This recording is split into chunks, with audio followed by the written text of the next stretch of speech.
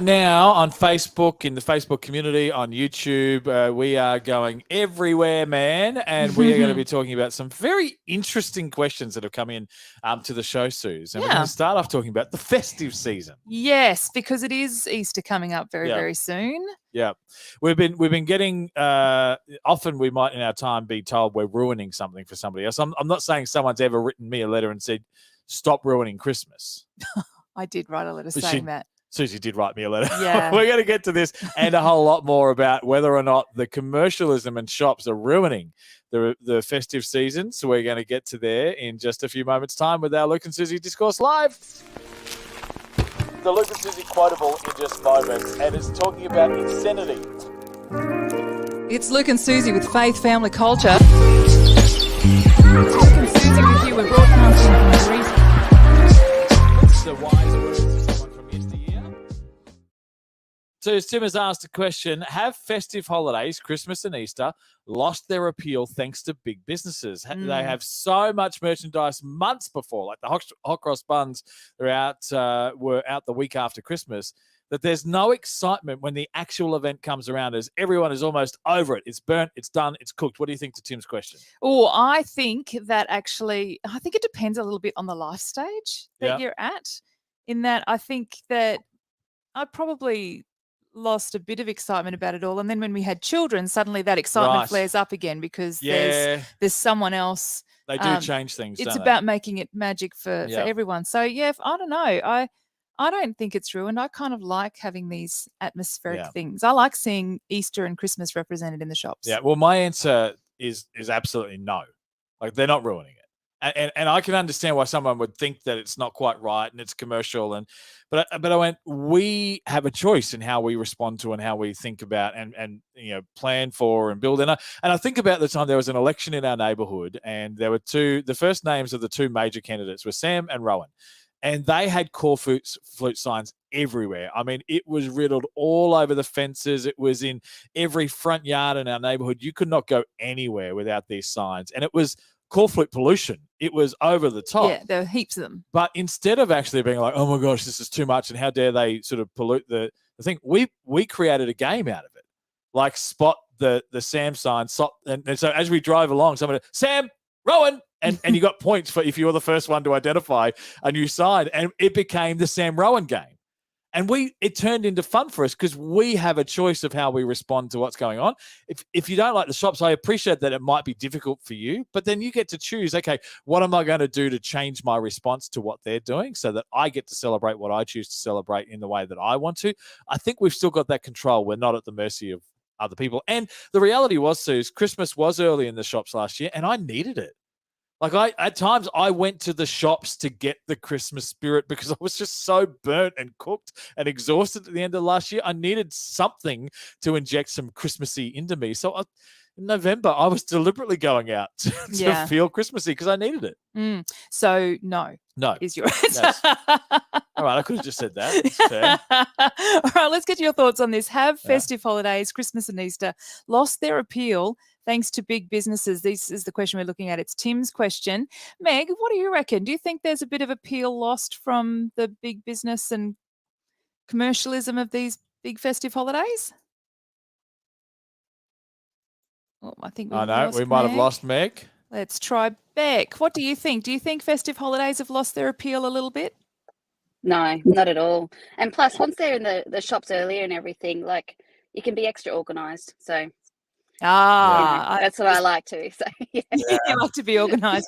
I can tell you straight up, I am not organised for Easter.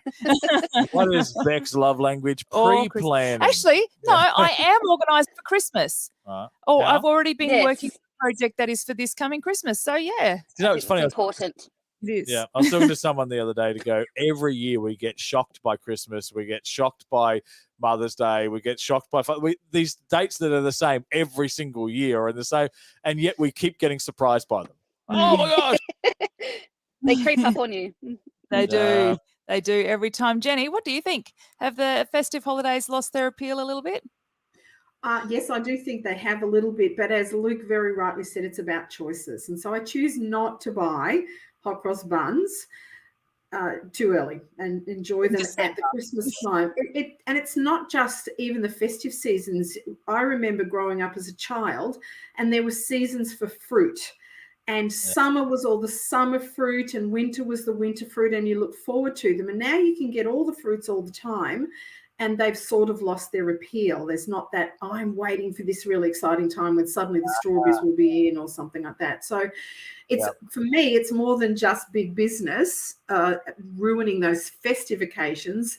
It can spoil a lot of things. Yeah. So, we do look forward to the season when grapes are cheaper, or when they're cheaper, but they're always available.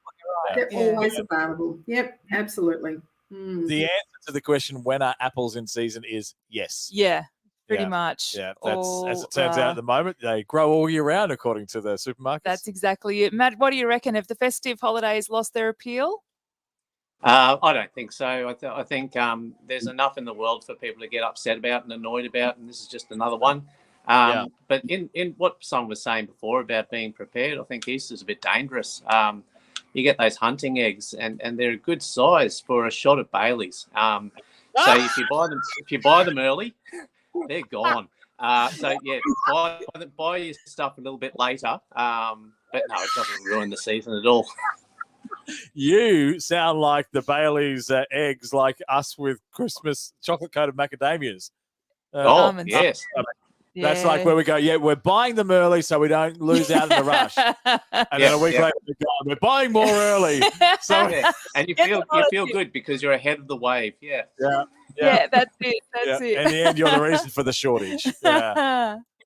Such a good question. Yeah, I love it. We've got it all covered. We've got that resolved. So let's go to Hugh and say, what special things that you and those you love do to celebrate the beautiful autumn season? This is a question from Hugh. And Suze, I think I have to say my answer to this is, what? Yeah. Nothing. Yeah.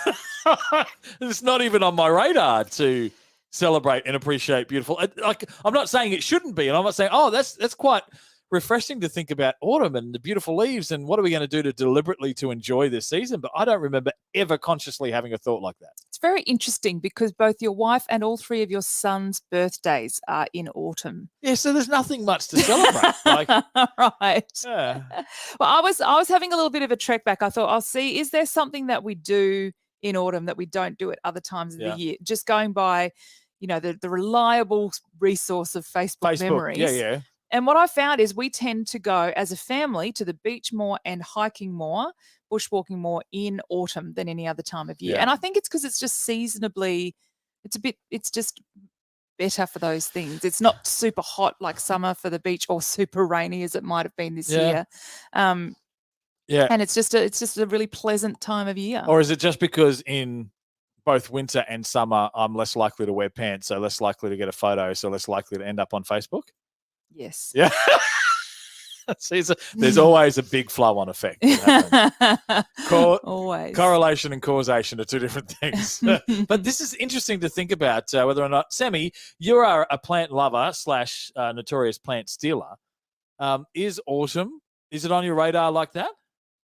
Well, I definitely changed my wardrobe. So, I think my celebrating autumn is celebrating that I get to wear, nice jackets and blazers and, boots. And so it's probably more celebrated in, what I wear. Right. Yes. Although I have to agree with Jessie. So I suffer with allergies. And she said that the way she celebrates the autumn season is getting allergies, sneezing, and taking lots of antihistamines. Huge celebration. She's a real partier.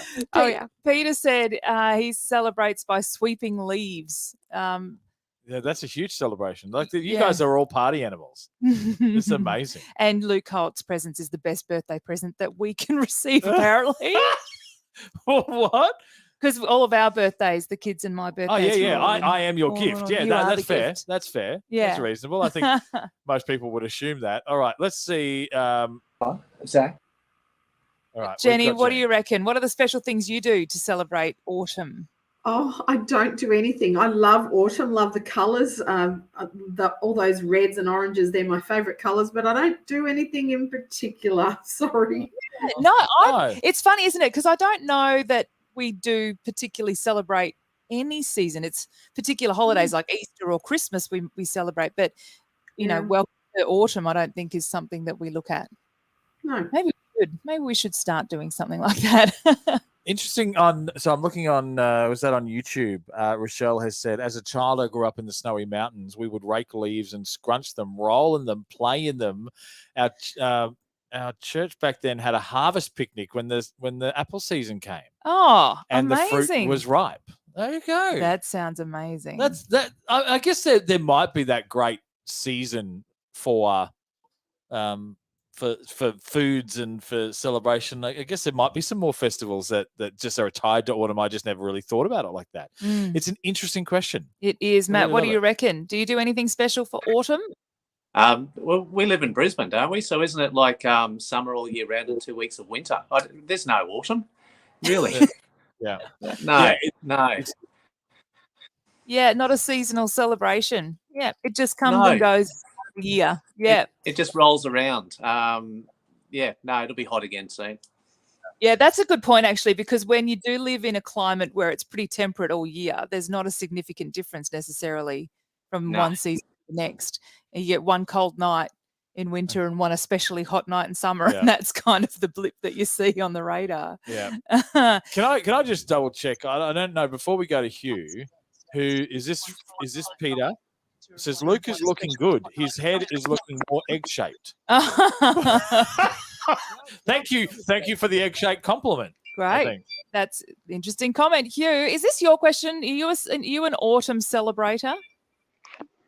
Yeah, we used to live down in the Riverina, and you'd just come out of stinking hot summer, and to finally get a break at night where it was cool and the days were mild, and the air was still, the lake was fantastic for water skiing or just getting out on it. So now I live up on the sunny coast. It's not nearly as big a deal, but it was like, yes. So, yeah, we loved it down in the Riverina in the autumn. Magic time to go and visit everyone. Yeah. Gorgeous. Love it. That sounds so good. Just so you know, that comment before when I asked, is it Peter? Clearly it is. He's written back and said, sure is, old man. Thanks, Peter. Oh, my. Love the question, Hugh. Love the thought Really to good even question. think about deliberately celebrating autumn season is just beautiful. It's not something I'd considered. Suze, we had a bit of an interesting debate on the back of a question that's come into the show. And it says, if you were given a trip into space, would you go, and why or why not? So, Suze, we need to work this out. So if one of us gets the invitation, given the invitation to space, and your thoughts, would you go into space if you had the opportunity? My thoughts were no. I see, when I think about what my life is and what I seem to be purposed for, I see no value in going into space. Yeah. No. It just happens that I have a fear of heights. But I don't see any added value to my life in going into space. What if you're in a spaceship by yourself? No. Introvert and you go a bit of alone time. No kids can walk in on you on the toilet. Bit of privacy. No. Still no. See, there's different levels of going into space, right? There's the people who are going to go live on Mars or whatever it is, and they're basically potentially never coming back. And then you've got the just fly through the atmosphere and then come back, and it's like a day trip. And I go, like, if it was sort of on the end of the day trippy kind of thing, or the equivalent for me going to America for a couple of weeks, and then if I had the opportunity to, it's not on my radar, it's not on my agenda, it's not a great desire, but why wouldn't you take an experience like that just to experience something? And yet, if there's a cost greater than that, because it's not actually a part of my life goals or tying into who I want to be, then like not at any cost, not at any difficult cost to my family. If it was 6 months away from you guys to go into space, I can't particularly imagine that it would be a yes, but I don't know, maybe I'm selfish enough too. But it would be, there's a certain level of cost where I go, that's probably not worth it. I just don't quite know what that is depending on the scenario. Yeah, well, I guess we'll find out if you're ever offered the opportunity to go into space. At the moment, I'm still too heavy for a roller coaster. They're not going to say, hey, jump on a spaceship. Probably. I'm gonna have to pass the test. Beck, what do you reckon? If you were given a trip into space, you win it or you're given it, would you go? Definitely not. Definitely not. I don't even like flying 4 hours anywhere, let alone, jumping in a spaceship. But no, anything that's not 100% safe, it's a bit cringeworthy. Yeah.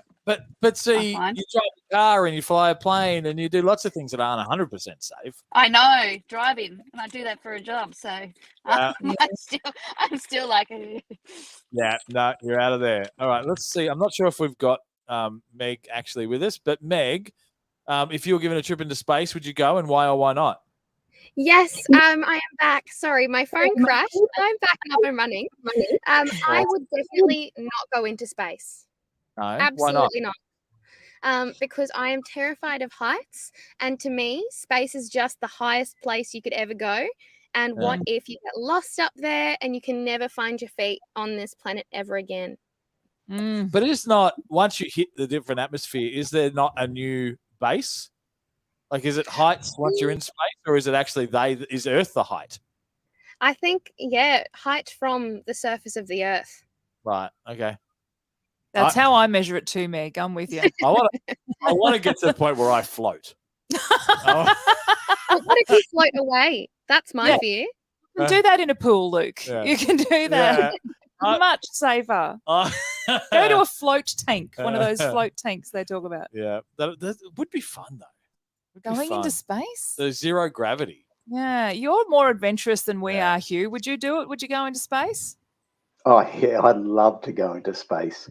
I just, and you know, when those people pay a ridiculous amount of money to go into space and they come back, they say, the view was amazing. Having said that, if you see the movie Gravity with Sandra Bullock in, I think my answer changes when I see that movie. I just want to hang on to the earth and the streams.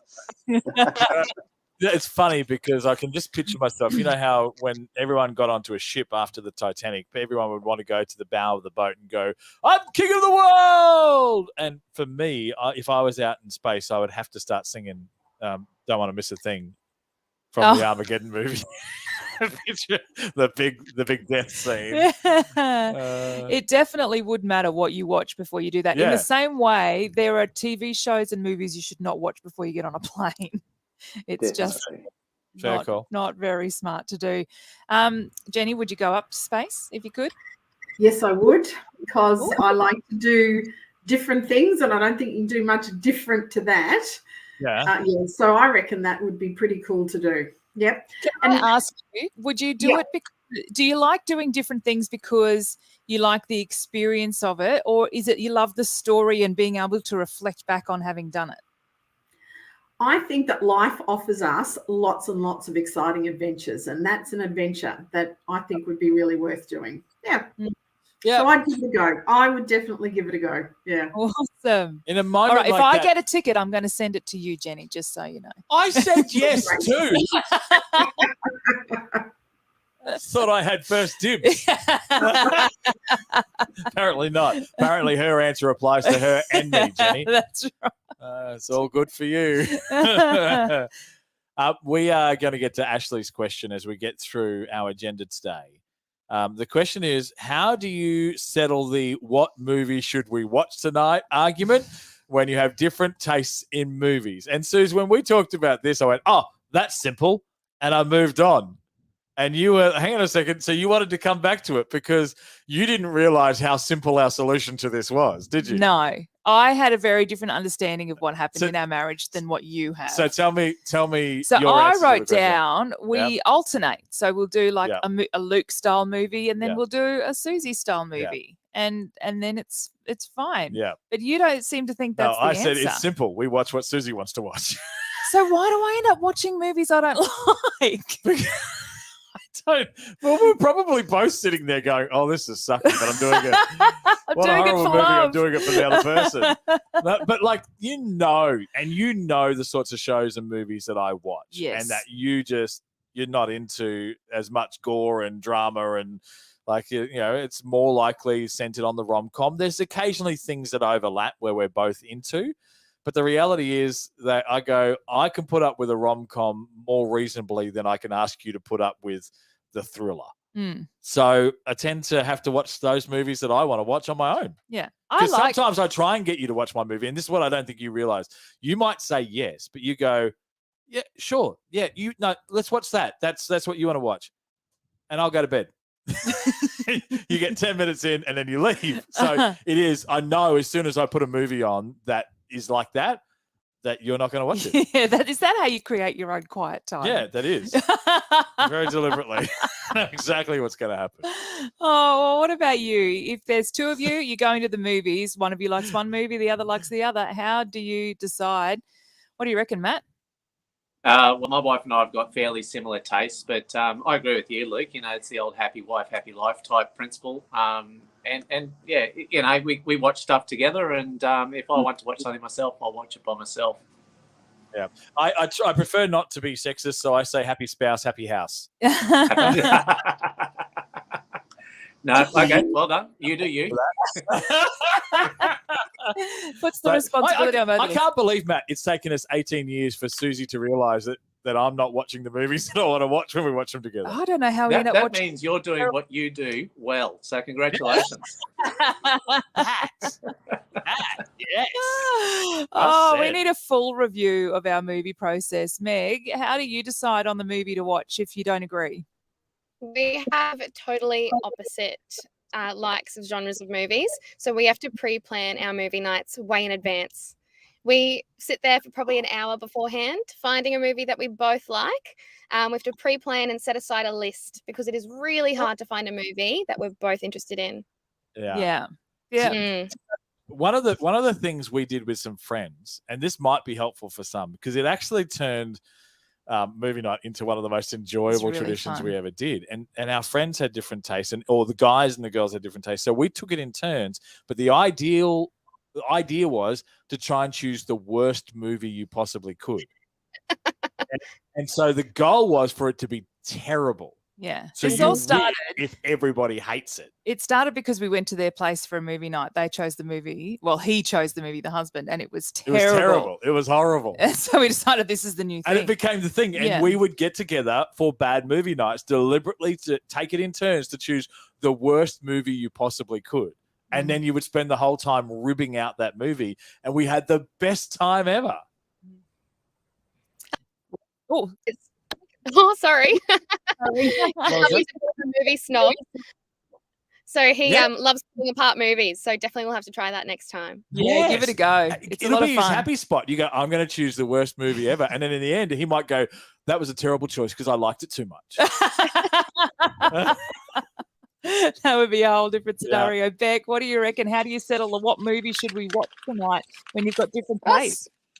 Oh, it's not too much of a difficult thing for me. I'm a single mum with a 15-year-old daughter, so it's just me on the couch on a Saturday night. But I remember when we were kids, like there was 4 of us girls and mum and dad, and so we just sort of chose.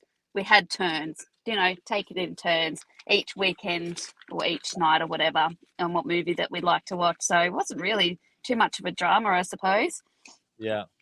Yeah, it's interesting. I do find that what's fascinating is because most of my movies that I want to watch are a little bit more gory and thriller and scary, and I tend to have to watch them by myself late at night, which is not the greatest time to put yourself in that situation. So no, it's definitely not. I don't like those movies. I'm supposed to watch scary movies with you, Sue, so that you get scared and then come in for a cuddle. No, Isn't but that then the tactic? because you know how that ends up with me having to wake you to take me to the toilet in the middle of the night because I don't want to walk there by myself. Because Beck, I made the mistake on our honeymoon. This is where it first went wrong. Why I went, I'm not going to make Susie watch my movies, is because I decided on our honeymoon when we were staying in a cabin in the woods that we were going to watch the Blair Witch Project. Oh, terrible choice, right? Awful. So no, I have a very delicate mind. I need to fill it with just good things. I'm with you, Susie. I'm with you too. Something happy, some rom-com, something feel good. Yeah. And that's it. Feeling good at the end of the movie. That's the goal. And that when our movie selection things changed, and I no longer chose the movie. It happened on our honeymoon. Yeah. Well, Suze, let's get into. Have you ever ended up in a new job or hobby or a side hustle that you ended up liking better than the job that you had? The main hustle became the thing that you went, versus the side hustle. And my answer to this absolutely instantly was yes. Right. Radio was my side hustle. I was a youth pastor in a church, and I reluctantly volunteered at a radio station, and they came in and said, "Would you, here's a Thursday night slot. You can do a show." And then they offered me a part-time breakfast gig, and it went from a side hobby to a side hustle. And then eventually, this was exactly what I knew I was supposed to do. And it was 20 years. It's now 20 years later. But it was originally the side hustle of what I was doing in church ministry. Yeah, wow. So my answer is yes, I did. And then I stuck at it. And then no one's been able to get rid of me since. What about you? I suppose in a sense. So I used to do like little summer missions over the summer where we'd serve a community in some way. And I ended up, when I finished uni, making that my main thing. I went off to India for the year and served on the mission field because I just loved it. Yeah. It's interesting. Peter has just distracted me. He's messaged on Facebook, I think. He said, "Yep, 100, love my side hustle." I've got a feeling, knowing the cheekiness of Peter, he could be referring to his wife as his side hustle. I don't know. It could be anything with Peter. Let us know what your side hustle is that you love so much. And if I've called it right, that you're referring to your wife that way. It's the sort of thing he would do. Hey, let's get into this. Have you ever ended up loving your side hustle more than your actual job? Have you had a side hustle along the way, Jenny? Well, I hadn't understood the question initially, but thinking about it, perhaps yes. I trained in occupational therapy, and I didn't work very long in occupational therapy before I had children, and ended up being involved in the Kindergarten Association where our children were attending kindergarten, and they needed somebody to work in admin. And so I put my hand up and said, "Oh, I could do that." And before I knew it, I was working in admin, and I really enjoy administration. And that's not to say that I didn't learn a lot of things as an occupational therapist and enjoy the work that I did then, but I really enjoy administration. And here I am 20 plus years later, still working in administration. So Yeah, maybe it has happened. Yeah. People like me don't understand people like you. Oh, but okay. Well, let me speak slower. Would that help? Touche. I was just about to finish that with a compliment. But, I'll take the compliment still, Luke. You can still do that, all right? People like me need people like you and appreciate you 100%. Immensely. 100%. The order that you bring to our world allows us to enjoy the chaos that we create. I understand that where I work, absolutely.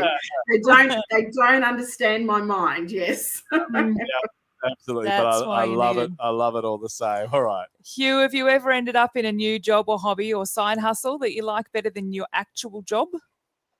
Yeah, it's funny, as you were talking about it, I was thinking a bit about it. As a teenager, if you like, at school, my side hustle was helping it out at youth group. And I ended up becoming a teacher and spent my career teaching, and not doing nearly as much leisure and playing in the surf as I did as a teenager. And now my side hustle is back in the beach. So I'm back playing in the surf like I did when I was 16. I'm very happy about how the side hustle's become main twice. Yeah, you've got a hustle and you've got a side hustle. You just alternate between the two. Yeah. Two options. I love it.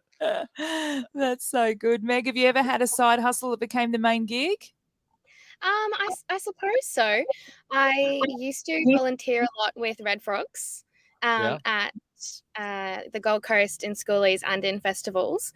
And at that time, I was studying journalism and was heading down the entertainment, creative industries route. But I really fell in love with helping people. And decided to drop my degree and actually pick up occupational therapy, funnily enough. And now I'm working as an allied health assistant and studying OT and heading down the helping people route. Wow, you filled the hole that Jenny left. I did. I became an occupational therapist. So that's fascinating. I love the work of Red Frogs and just the importance of that understanding of people are going to make mistakes and do things, but when the consequences are lower, then we get to actually rebuild and sort of come out. And schoolies, those times when the consequences can be bad. So the times you turned up, thank you so much for what you did there. And then I guess the heart that's come out in you. No, it was so rewarding. I absolutely loved it. Yeah. Brilliant stuff. The side hustle. Hey, Sammy, You are a person that I know wants to do a million things. So have you ever had the side hustle overtake the main hustle in some point in your life? Probably more so like in the very beginning of like my work life, because when you're in high school and you're riding, the horse riding was a side hustle, and teaching on weekends only, and then it became like a 6-day week job. So I guess that one was kind of where I just, but that was more like I had to finish school, and just all of these just like things that you just got to do unless you look. Yeah, you do know that for most people, and what? I missed. I missed. There was an insult in there towards me, and I missed it. Just everyone started snickering at my expense. I'm like, okay, what did I tune out for? I was going to say, you do know that riding horses for everybody else is a hobby or side hustle. That for most people, that's not a career. So you did pretty well with your love of horses. Yeah, absolutely. I took it for a 6-year ride. Mm. Very good. Took the horse, and I didn't come back.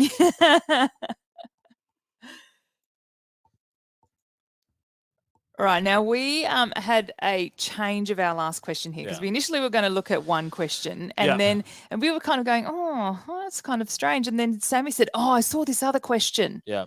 Let's and maybe we could talk about that. She raised the question, and we ended up kind of laughing a lot. But I don't remember what the question was. Do you remember what the question was, Sammy? It didn't get written down. Absolutely, yep. So the question was, if all the weight you lost went to someone else, would it motivate you to lose weight more? Yeah. Okay. But your guys' reaction. So, Sue's jumping on the scales right now. I'm sort of within decimal points of 20 kilos lost at the start of this year. So 20 kilos in 3 months. And I was walking along, noticing and pulling out my shirt that I knew that it fit on the 1st of January, but it was just a little tight. And when I sat down, the buttons were just getting a little bit more pressure than they should have got. And now, like, I was just pulling it out and I went, oh my gosh, there's too much room in those shirts now. And so really starting to get to that point where I'm noticing it. And so then when Sammy came to us and said there was this thing she saw on Facebook that went, if when you lost weight, you could give that weight and put that to somebody else, would it motivate you or demotivate you to lose more weight? And we said, do you get to choose? Okay, Sammy, what are the rules here? Do we get to choose who the weight goes to, or does it just go to somebody else? I believe you get to choose. Okay, because Suze, your instant reaction is, oh, it would demotivate me because you wouldn't want to do bad things for other people. Yes, correctly. Yeah. Correct. And then I said, oh, no, my weight can go to Michelle Bridges. Yeah. She'll work it off quick. She can. Well, that's good. You can go. It's like putting it in the incinerator. Give it to someone who can burn it. What I'd actually like to do is flip the question and ask that if, as someone else gains weight, it comes off somebody. I'd like to nominate myself as that person. Right. I will be tribute. Yeah. Okay. but so when the question came, I just went like, maybe an ex-girlfriend. Where you start to become more of the catch and they've let themselves go. Oh, my. Could reverse that trend, maybe? Is there something in that, Suze? Can we do that? Sounds a little mean. Is anybody else as evil and sinister? Because I started to go, oh, what amazing power to just choose who I can give it to. What do you reckon, Jenny? If your weight that you lose goes to somebody else, first of all, who would you send it to? And would it motivate you? And would it motivate you or demotivate you? I do not know. I could not honestly answer that just off the top of my head, but I do remember a conversation I had with my husband, and his belief is that the weight of the world is constant.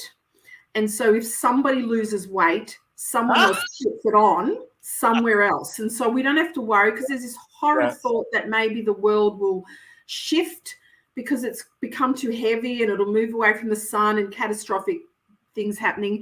But his theory, which I really like, is that if I'm going to lose it, someone else is going to take it, and I don't have to think about who that is. It's probably going to go to the person who needs it. So that's all right. Yeah. The weight of the world is constant. I love that theory. I love that. And can I just say, try and prove him wrong. Yeah. Go and see how you go. Well, Jenny, here's what Sarah said. She said, I feel like as my husband loses weight, I gain it. I'd love to give my weight to someone who needs it. Yeah. Instead of this evil husband losing weight and handing it off to somebody else. Because there are some, I think when you're on our side of it, Luke, where you have too much weight, we don't think about the people who desperately want to gain Yeah. weight for their own health for different reasons. My nephew was So- one of those where he Yeah. was underweight and he wanted to put it on and had to work really hard to do it, and it was sickening. Mm. Well, see, What were you going to say, Sammy? I was going to attack crime with the solution because, Right. if you're losing weight and you're like, well, that bank robber, but then how quickly do they gain weight? Because if he's Yeah. planning a heist and then Yeah. all of a sudden he gets Luke's 20 kilograms. It's harder to run away. Exactly. Yeah. You've just solved crime. If they gain it at the same weight we lose it, they've got plenty Oh, of time. No, and this is the other thing too, because if they are planning that big movie-esque bank heist, then they've got to get in that tight little wetsuit to go in the water underneath the building, and then they wouldn't fit the wetsuit, and it'd all be ruined. I like that. Perfect. Falling Fighting crime, Sam. We'd be helping the world. Matt, would it motivate you or demotivate you on your weight journey if it was transferred with another person? This is the most bizarre question I've ever heard. Yeah. Welcome to our family.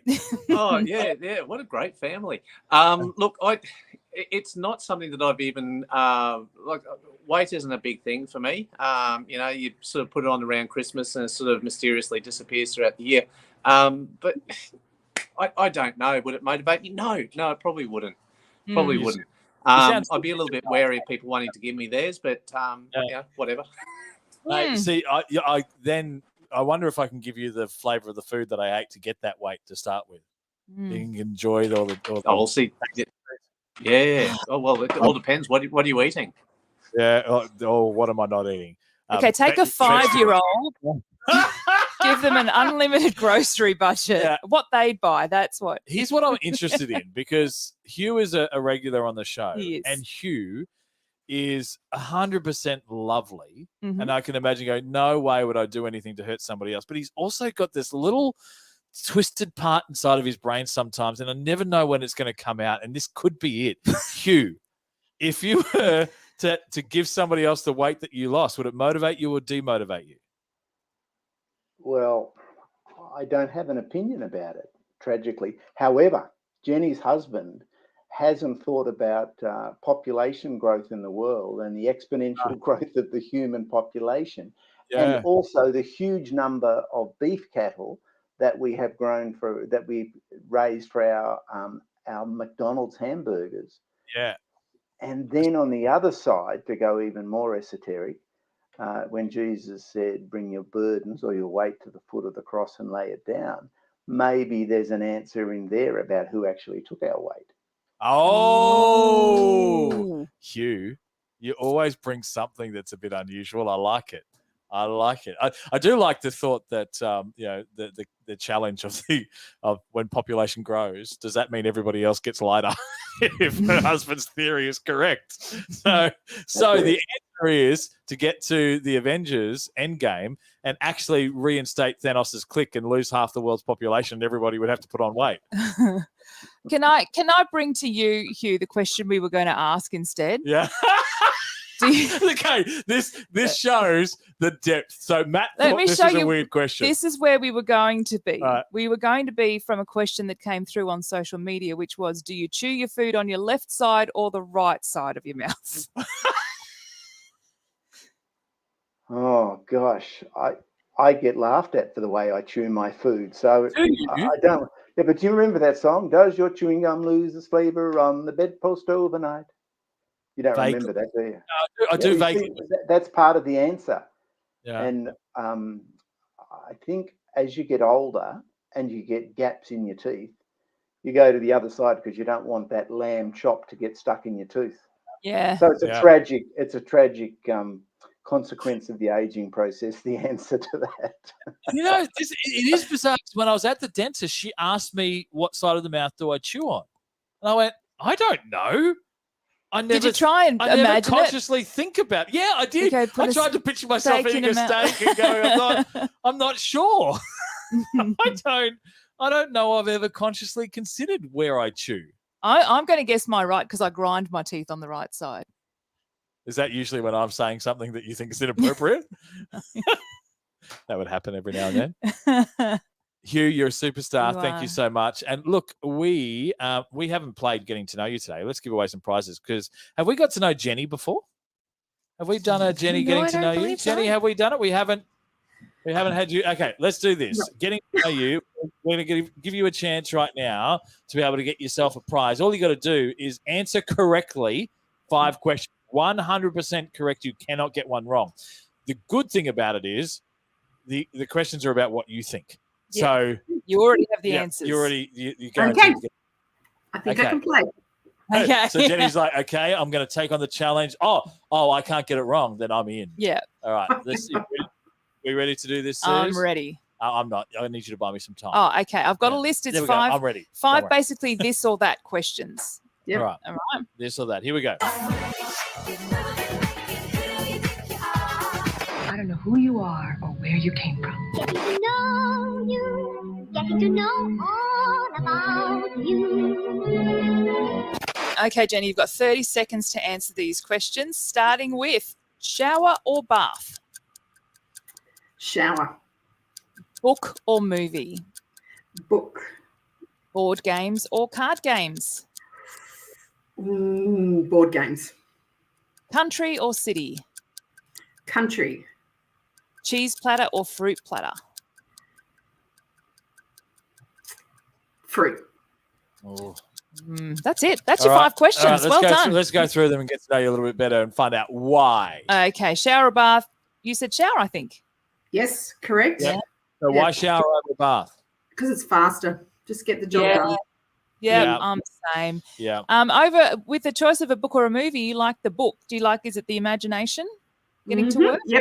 Yep, absolutely. I can make the voices sound whatever I want them to sound and wear whatever I want them to wear. Yep, it's great. Can I go back to the bath thing? Because I think I just suddenly had a memory from my childhood. I don't think I ever really enjoyed the concept of a bath because there were so many young children. They made us share the same bath water. Oh. It's like, but we did the same thing with our boys. We put them in the bath together, and for them they were just in water, almost like in a pool. But once you get to a certain age and you realize, no, that's your body grot that's coming off in that. It just felt like, ugh, I Not want to so share fun my anymore. bath water. Not the Just same. so maybe showers became my thing because just didn't want that. Feel cleaner. That's okay.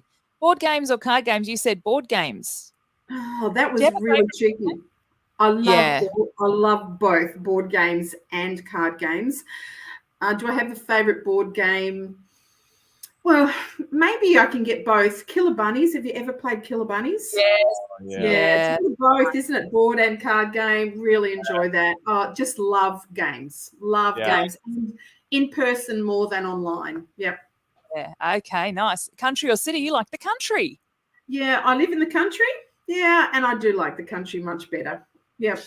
Yeah, Clean air I used to is be what I think when I all think of the about the country. city. It used to be all city for me, and now maybe I'm just old, or maybe I'm just appreciating the world a little bit more of what is nature. Oh, I'm thinking we might have a tree change for retirement when we I get think there so. in a gazillion I years' time. don't mind coastal, but No. Something nature. And you chose a fruit platter over a cheese platter. Was that a tear or was it a pretty easy decision? No, that was tricky. Yeah. It depends on the time. Sometimes the time is to eat fruit and other times you want that savory, creamy taste. Yeah, but probably fruit. I was thinking of the summer fruits, the berries and so on. Yeah. Oh, yeah, fruit. nice. Beautiful. We were going over to a friend's place recently, and Sue said, "Can you just get some fruit to take with us?" And so it turns out I didn't realize how simple she was thinking of. Take a bag of a couple of apples and oranges and a couple of bits of fruit. But I then chopped up this full fruit salad platter, and there was a lot of effort into it, and it was filled with all sorts.